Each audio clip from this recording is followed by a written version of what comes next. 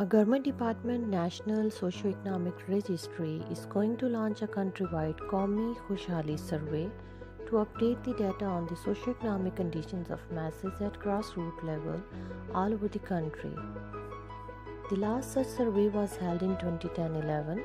This time over, the NSER has decided to launch a countrywide door-to-door survey to collect basic data for analyzing and chalking out a comprehensive national plan which will be executed by the federal as well as provincial governments to overcome the poverty issue and improve the lives of the masses. For launching the survey, the NSER has engaged two organizations, the Aurat Foundation as the implementation partner organization and the Innovative Development Strategies IDS, the operation review firm for third-party monitoring.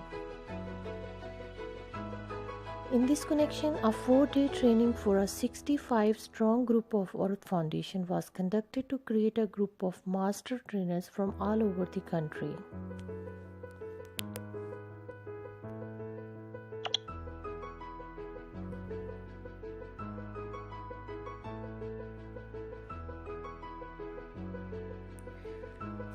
The NSER has also planned similar trainings for other partners.